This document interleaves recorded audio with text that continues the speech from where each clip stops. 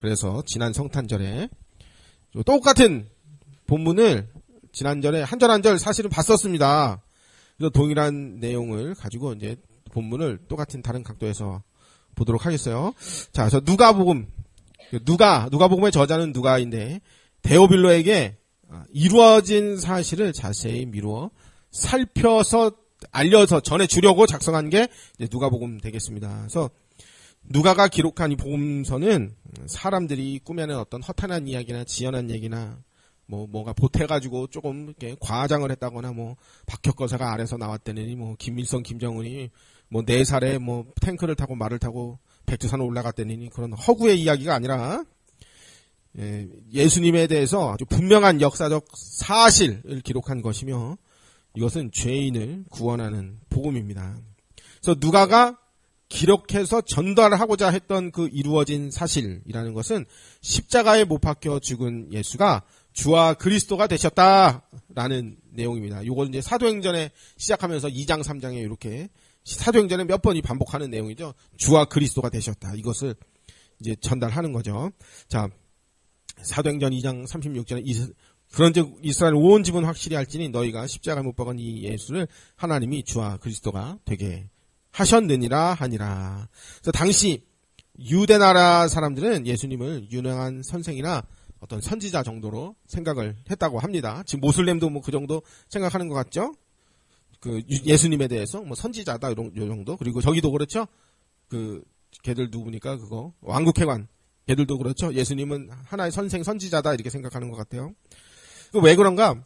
메시아가 십자가에 죽임을 당한다라는 걸 인정할 수가 없었어요. 왜냐하면 그들은 메시아는 다윗의 왕 위에 아주 강력한 왕권으로 천하를 호령하는 왕이어야 되는데 그렇게 죽었다는 게 이제 그걸 봐서는 메시아가 아닌 것 같은데 이렇게 이제 생각을 했다는 거죠.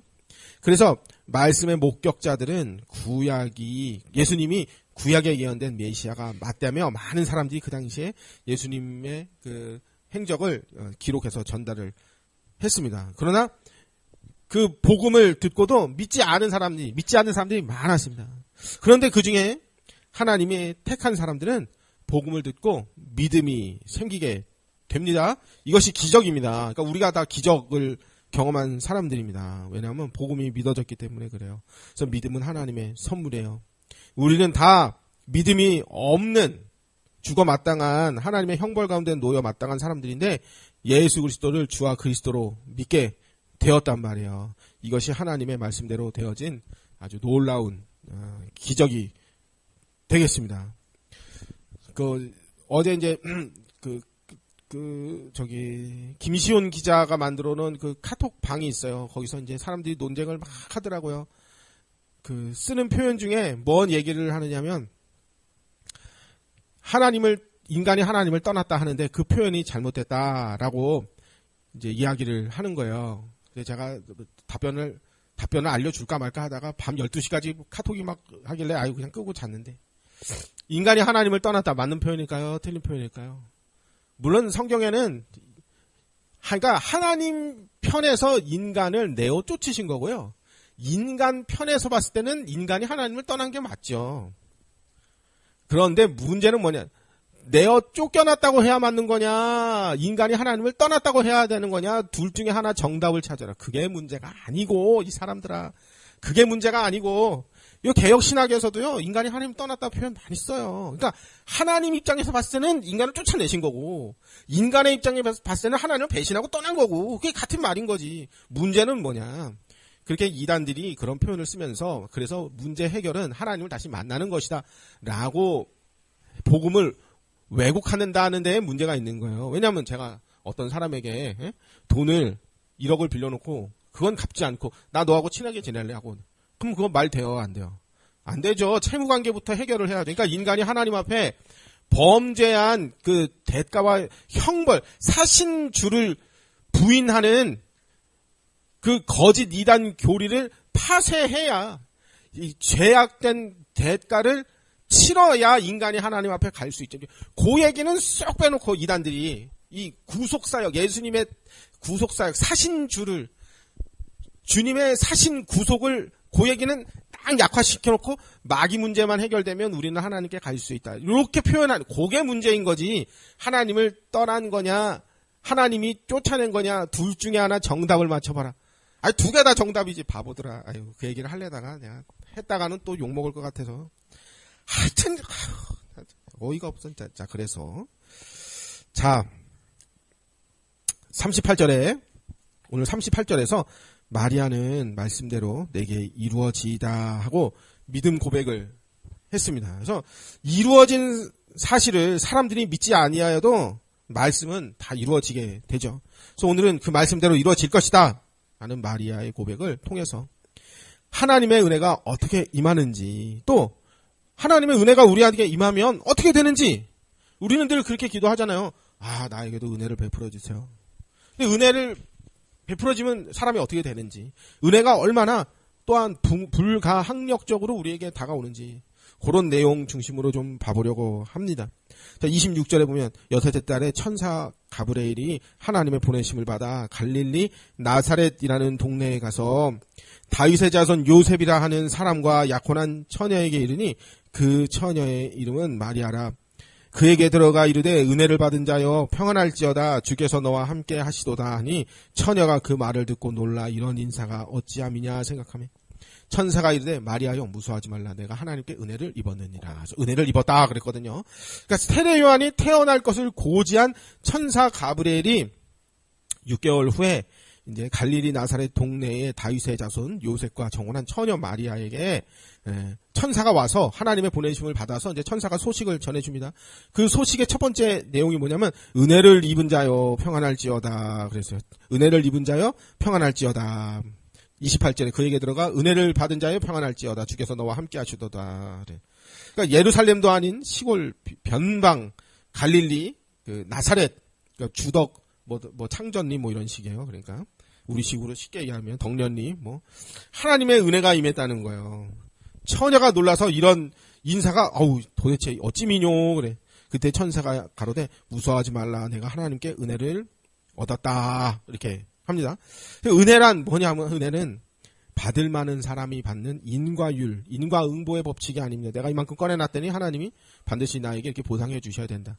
내가 이렇게 유능하고 대단한 사람인데 니들이 나를 몰라줘? 어떤 퇴직을 앞둔 공무원이 그렇게 말씀을 하신대요. 내가 이것도 했고 저것도 했고 저것도 했는데 남들이 나를 몰라줘? 얼마나 안타까워요. 아유, 어떻게 퇴직을 하시겠어요? 그래. 근데 이제 그거 서운해서 어떻게 유튜브 개설하시면 돼요. 나의 업적이 얼마나 크냐. 내가 충주 김선태보다 내가 더 대단한 사람이다. 내가 니들은 나는 유튜브를 할 줄 몰라서 김선태만큼 유명하지 못했지만 근데 이제 아니 김선태 그 분이 퇴직한다는 게요. YTN, MBN 이런 데도 막 나오더라고 지금. 그 사람을 싫어하는 방송도 있었는지 오늘은 또 그런 얘기가 있더라고요. 김선태의 고백 해가지고 나오는데요. 어떤 뉴스에 이제 헤드라인만 봤는데 그러더라고요. 아 자기가 초특급으로 6급까지 승진을 했더니 주변 그 공무원들이 자기를 그렇게 시기하고 미워했대요. 뭐 진짜인지 가짜인지 모르겠지만은 아 이런 식으로 또 사람을 매도하나? 뭐 이렇게 전 그런 생각도 들고요. 하여튼 우리나라 사람들은 사돈이 저기 땅을 사도 배가 아픈 거니까.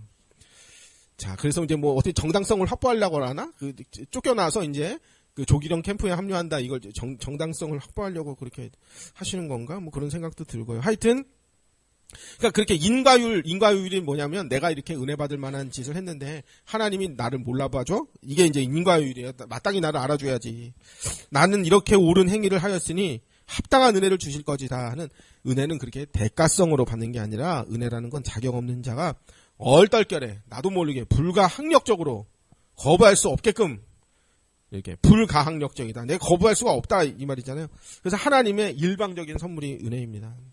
성경 곳곳에 보면 어떤 특정 개인이 성경 인물들이 하나님의 은혜가 임할 때 그때 자신에게 왜 은혜가 임했는지 알지를 모르고 받는 경우가 많습니다. 그래서 사도행전에 보면 사도들에게 여러 가지 표적과 기적이 나타납니다.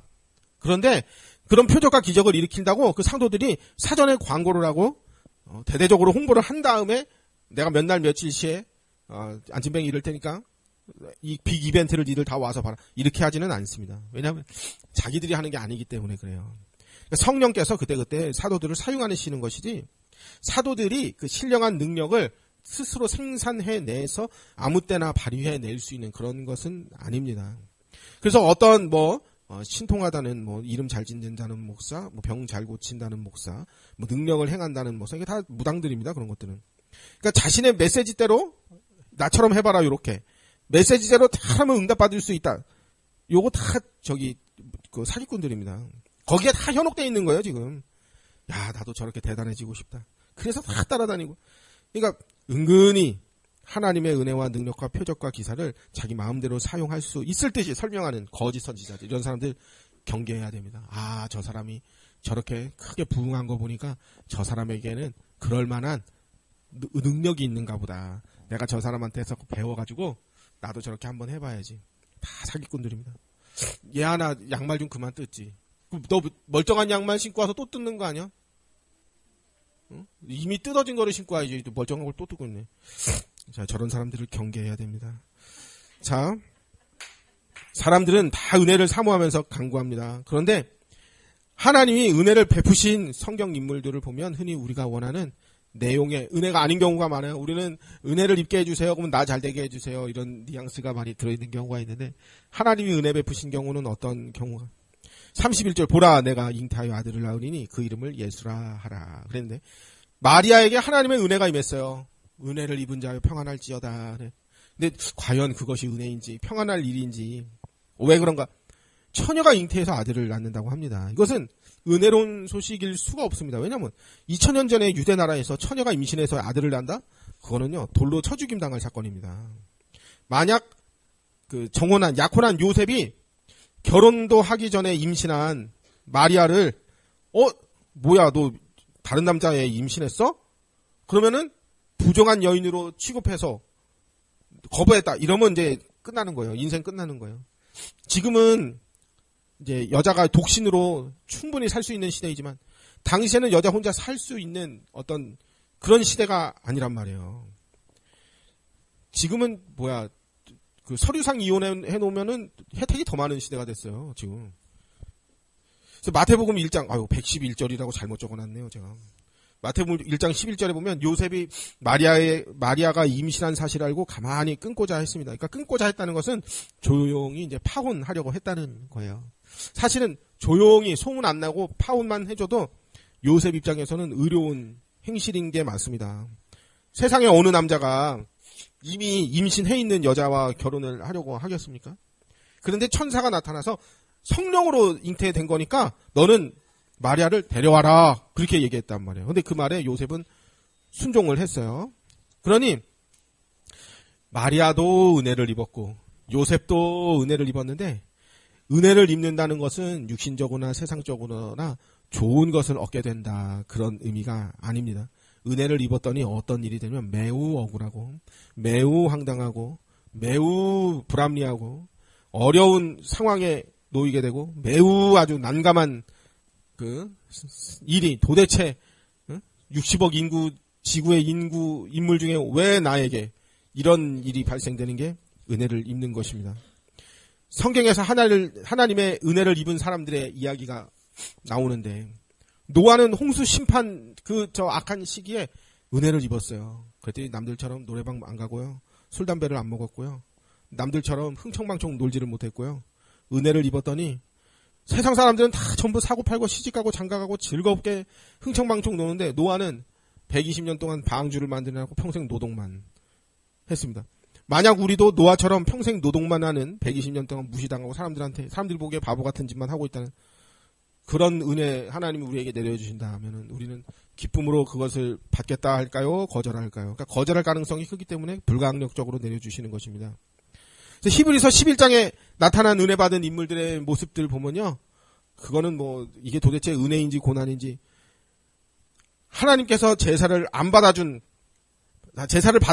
아벨 은혜를 입었잖아요. 그랬더니 형한테 가인에게 쳐 죽임을 당했어요. 은혜를 입은 아브라함은 평생을 나그네로 살았고 야곱 은혜를 입었어요. 그랬더니 아주 그 인생 아주 험악해졌어요. 요셉도 은혜를 입었어요. 임마누엘의 복을 누리었어요. 하나님 함께 하세요. 그래서 감옥에 갔어요. 모세는 하나님의 은혜를 입었어요. 그랬더니 어렸을 때부터 물에 빠져 죽을 뻔했어요. 그리고 애굽의 영광과 보배를 다 버려야 했고 그리스도와 함께 고난 받는 길을 애굽의 보화보다 더 기쁘게 순종했다고 하죠. 또 초대교회 성자들은 자기 자식들의 죽음을 눈앞에서 봐야 했어요.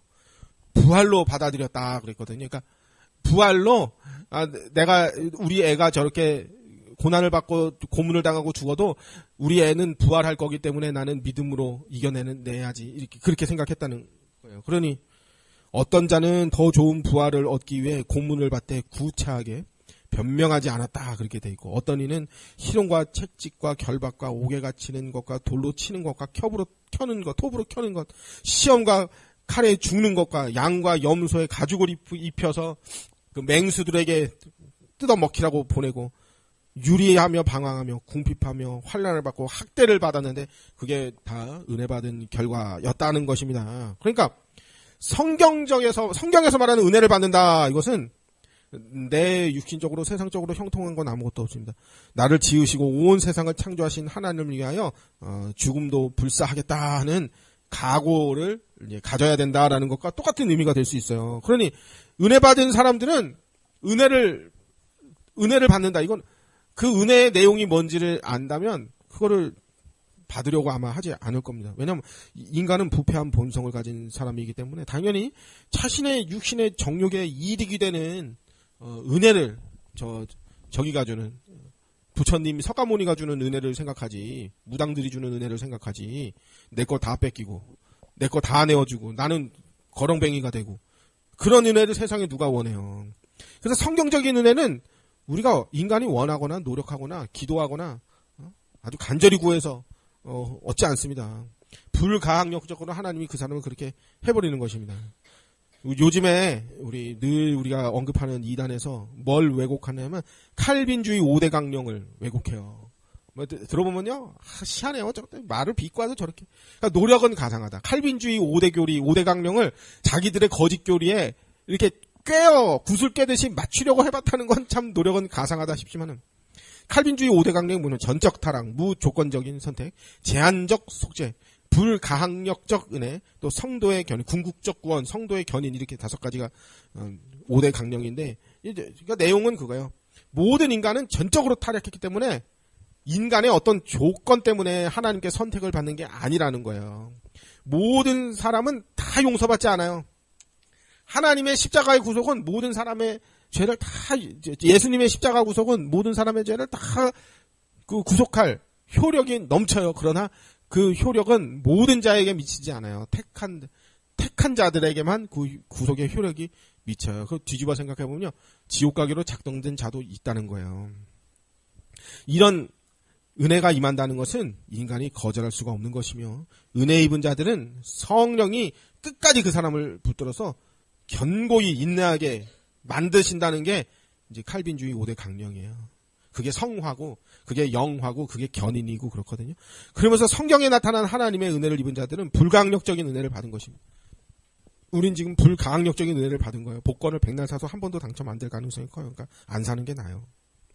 아브라함이 믿지 아니하였음에도 이삭을 주시는 것처럼, 사가랴가 믿지 아니하였음에도 세례 요한을 주시는 것처럼, 마리아도 마찬가지. 처녀의 몸으로 임신해서 온 동네 수치스러운 여자로 돌에 맞아 죽게 원합니다. 이런 기도 안 했잖아요. 근데 하나님의 약속은 이렇게 능치 못함이 없이 완벽하게 이루어집니다. 마리아도 그렇게 똑같이 은혜를 입은 것입니다.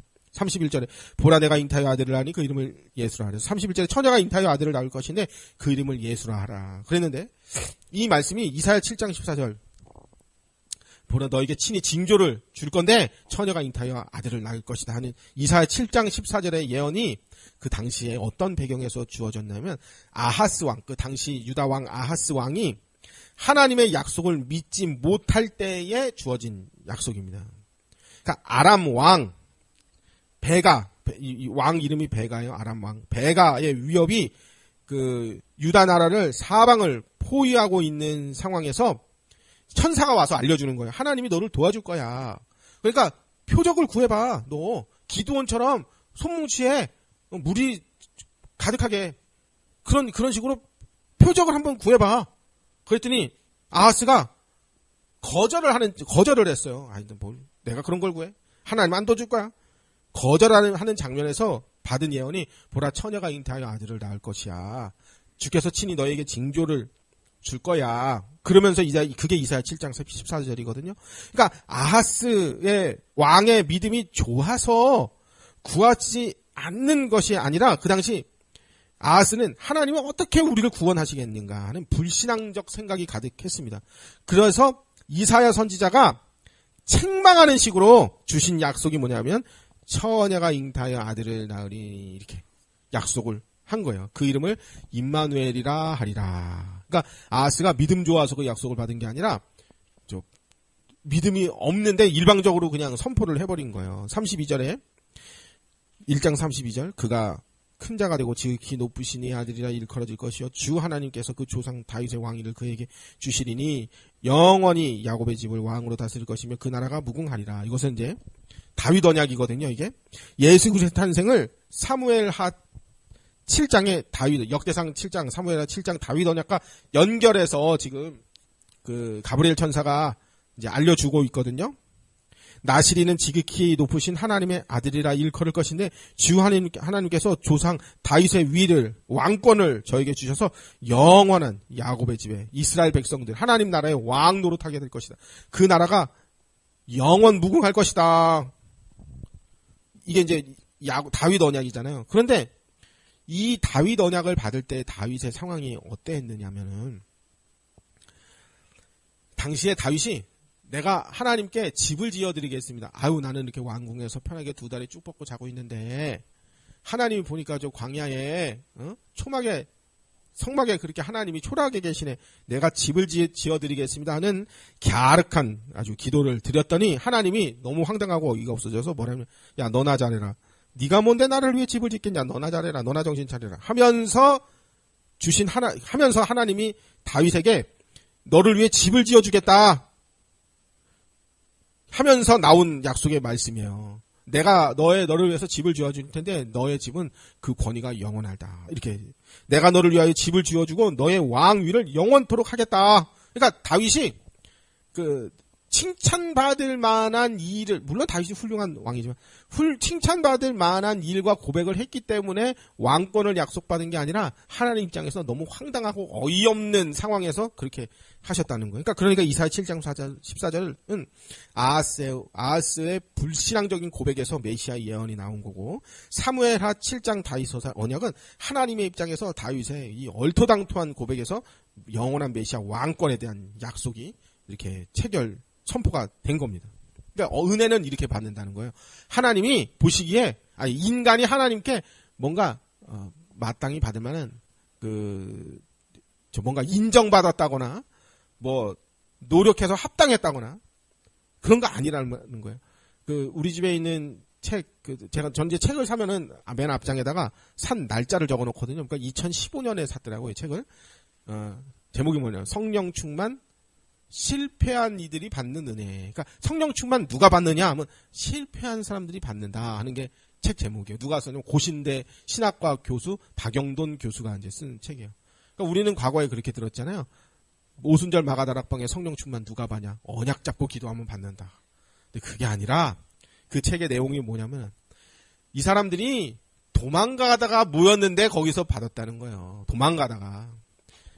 이 사람들이 그 유대 나라에서 예수님 믿는 사람들이라 예수님을 메시아로 고백하면은 유대 나라 그 백성들 안에 끼지도 못하고 그렇다고 성전에 가기는 가야 되겠고 그러니까 자기들끼리 숨어서 겁쟁이들이 뒤로 따로 숨어서 모였는데 그 자리에 성령이 임한 게 바로 오순절 마가다락방 사도행전 2장의 사건이다. 그게 이제 박용돈 교수의 주장이에요. 그래서 그 뭐냐면 성령 충만은 누가 받느냐면 언약 잡고 기도하는 사람이 받는 게 아니고 실패한 이들이 받는 거다. 실패한 이들. 그래서 성령이 임하면 우리를 실패케 만드시는 은혜가 넘쳐난다.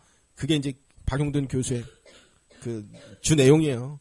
세상적으로 쫄딱 망하게 만들어놔야 이 사람들이 하나님을 바라보기 때문에 성령이 임하면 망하는 은혜가 임한다. 그게 맞는 말이잖아요.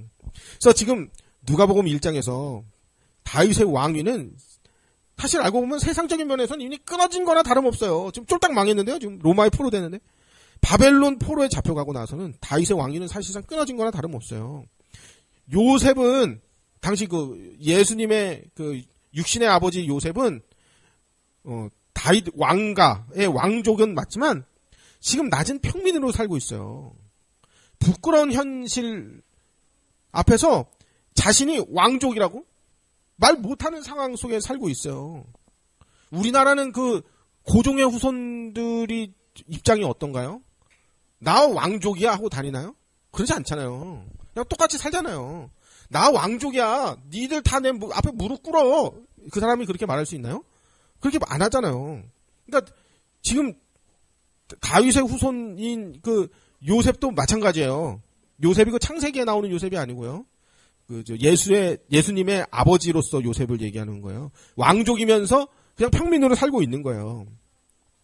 그러나 다윗의 후손은 끊어지지 않고 요셉으로 이어졌습니다. 그래서 다윗의 자손 요셉이라고 하는 것입니다. 이제 예수 그리스도로 세워질 왕국은 지상에서 왕국이 아니라 새하늘 새 땅 영원한 천국에서의 왕국입니다. 예수 그리스도 왕국은 영원히 망하지 않는 하나님의 나라입니다.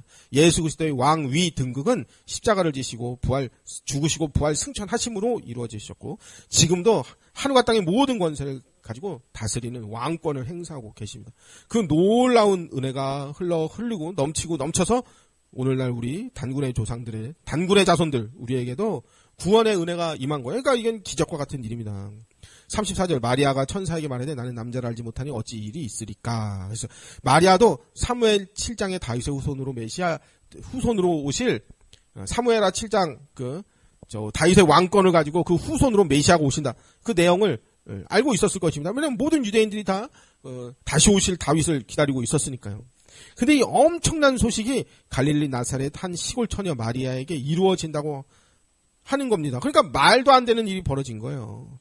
35절 천사가 대답하여 이르되 성령이 내게 임하시고 지극히 높으신 이의 능력이 너를 덮으시리니 그러므로 나실 바 거룩한 이는 하나님의 아들이라 일컬어지리라.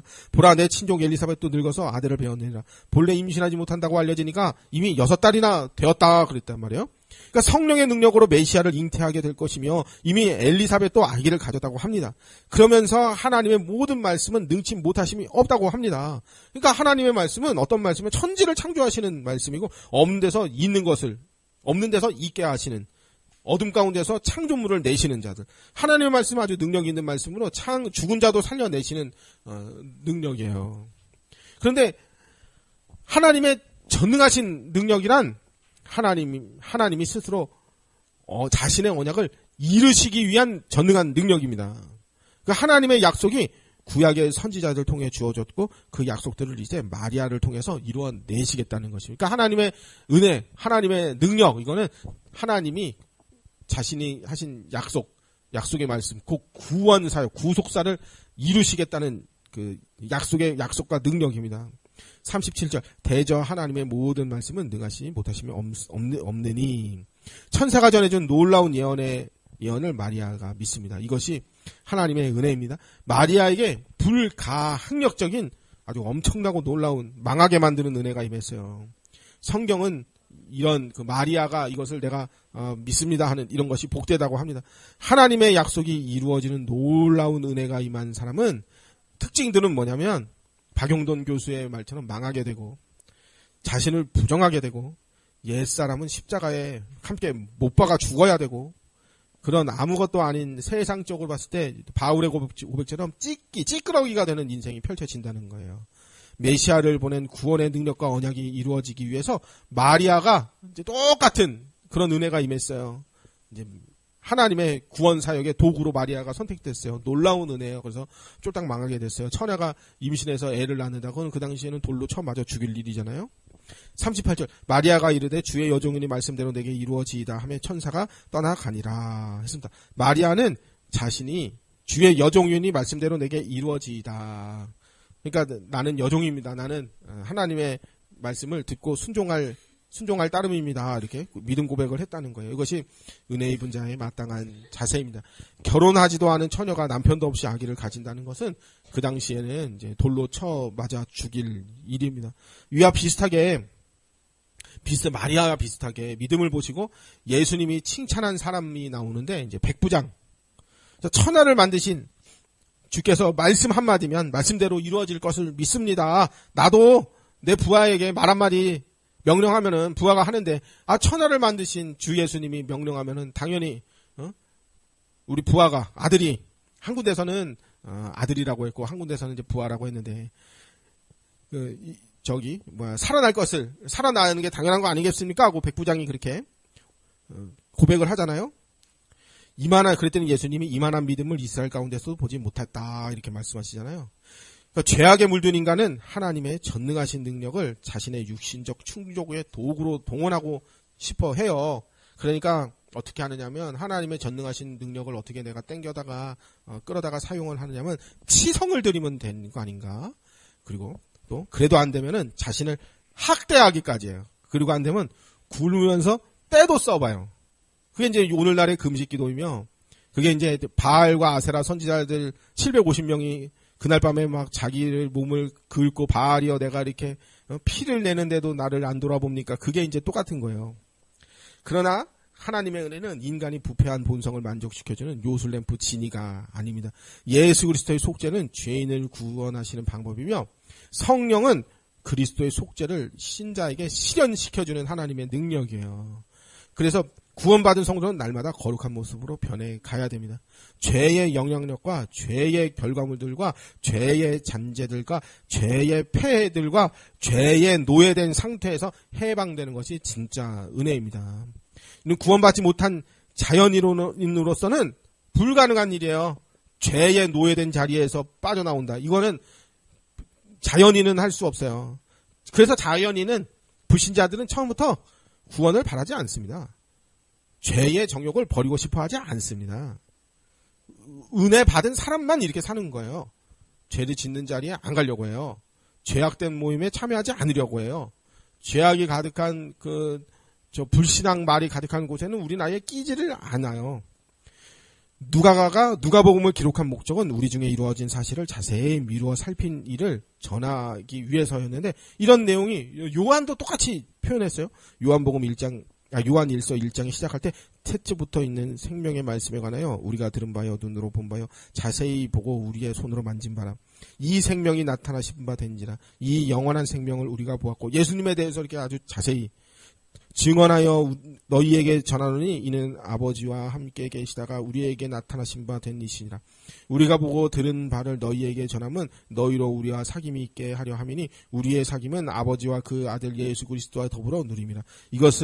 우리가 이것을 쓰면 우리의 기쁨이 충만하게 하려 함이라. 그러니까 사도들이 뭘 하려면 자세히 미루어서 아주 살펴본 거, 그런가 아닌가 자세히 사실 확인, 역사적으로 확인 다 된 거, 이걸 우리에게 전해주려고 했다. 누가복음도 마찬가지. 그래서 계속 앞으로 이제 이게 한 1년은 볼 것 같은데, 사도들의 신앙을 따라 예수님을 더욱더 깊이 아는 우리 모두가 되어야 하겠습니다. 기도하겠습니다.